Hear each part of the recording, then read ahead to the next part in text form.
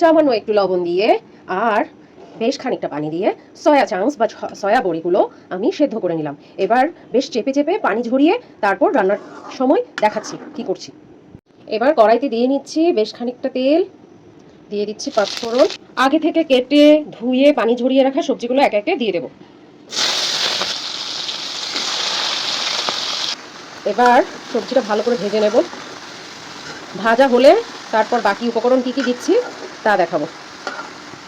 টক দইটা ফেটিয়ে নিলাম। টক দইয়ের মধ্যে এখানে ছিল বাদাম বাটা, তারপরে হচ্ছে আদা বাটা, তারপর সেই সাথে হচ্ছে কাঁচামরিচের মানে কি পেস্ট এখানে মিক্স করেছি, আর টক দই।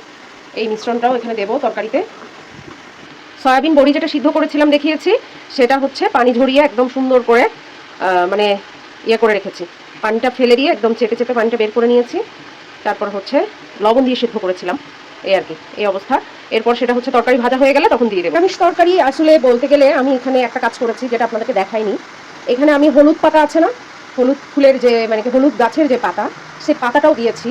যার কারণে পাঁচফোড়ন দেওয়ার পর যখন আমি তরকারিটা ভাজছি, সারা ঘর একদম সুঘ্রাণে মানে কি মোমো করছে। আমি বলে বোঝাতে পারবো না, মানে হ্যাভেনলি স্মেলটা। তো নিরামিষ তরকারি আসলে যখন রান্না করি তখন মনে হয় যে অন্নপূর্ণার আশীর্বাদ থাকে। হ্যাঁ, সাত্বিক খাবার আদি যখন রান্না করি তখন ভীষণ ভালো লাগে। এই যে মানে এত চমৎকার একটা স্মেল, যেটা হচ্ছে আপনি সচরাচর রান্নায় পাবেন না। আমি এখানে অনেক রকমের সবজি দিয়েছি, পটল, কাঁকরোল, বরবটি, আলু, তারপরে হচ্ছে গাটি কচু বা কচুমুখী, তারপরে হচ্ছে আর কি দিলাম, আর হচ্ছে হলুদ পাতা, সরি। আর সেই সঙ্গে যাবে কাঁচামরিচ, সয়া, আর হচ্ছে যে মশলাগুলো। ঠিক আছে, আবার মানে কি তরকারিটা ভাজা হলে তারপর আবার দেখাচ্ছি একে একে কী কী দিচ্ছি না দিচ্ছি। এবার রান্নার এই পর্যায়ে সয়া বড়িগুলো দিয়ে নিচ্ছি। সয়া বড়িগুলো দিয়ে ভাজবো। ভাজার পরে একে একে সবগুলো মশলা দেবো, দেখতে থাকুন। রান্নার মাঝখানে চলে গিয়েছিলাম একটু ভিডিও আপলোড করতে, তাই মানে মোটামুটি হাফ ডান করে ভেজে রেখেই চলে গিয়েছিলাম। এখন একে একে মশলাগুলো সব দিয়ে দেবো। হলুদ দিয়েছি, এবার গুঁড়া মরিচ দিয়ে দিচ্ছি অল্প করে, জিরার গুঁড়া দিয়ে দিচ্ছি, আর দিয়ে দিচ্ছি একটু করে গরম মশলা।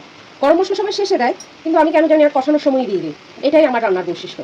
দিয়ে দিচ্ছি কাঁচা লঙ্কা মানে কাঁচামরিচ মাঝখানে হচ্ছে ভেঙে দো ভাঙা করে দিয়ে দিলাম। এবার দিয়ে দিচ্ছি পরিমাণ মতন লবণ। লবণটা এমনভাবে দেওয়া উচিত যাতে করে হচ্ছে সয়া চাংটাও হচ্ছে যাতে ভালো করে লবণটা হয় আর কি। এবার এই যে ফেটানো টক দইটা দিয়ে দিচ্ছি। আমি আলাদা করে আর বাদাম বাটা আর হচ্ছে আদা বাটা আলাদা করে দিচ্ছি না, কারণ এখানে সবটা আছে, তাই ঝাল আবার বেশি হয়ে যাবে। একটু মাখো মাখো টাইপের হবে। হ্যাঁ, একটু ভালো করে নাড়িয়ে নিই। বেশি ঝোল দেবো না, হ্যাঁ, একটু হচ্ছে ওই টক দইয়ের বাটিতে করেই অল্প একটু পানি দিয়ে দেবো। এবার ঢেকে দিচ্ছি, ফুটে উঠলে নামিয়ে দেখাবো ফাইনাল লুকটা। এই যে আমার নিরামিষ তরকারি, সয়া বড়ির তরকারি রেডি। এই যে this is the final look. আশা করি সবার ভালো লাগবে রেসিপিটা। আমি থিকনেসটা দেখাই। হ্যাঁ, এটা এরকম মাখো মাখো গা মাখা হবে। হ্যাঁ, নিরামিষ তরকারি আসলে কি বলবো, এভাবে করে খেতেই ভীষণ ভালো লাগে। একটু মাখো মাখো হবে, গা মাখা হবে। হ্যাঁ, সবার কেমন লাগলো জানাতে ভুলবেন না। আর হচ্ছে অবশ্যই রেসিপিটা ট্রাই করবেন, জানাবেন কেমন লেগেছে, আর কমেন্ট করবেন বেশি বেশি করে, জানাবেন কেমন হয়েছে।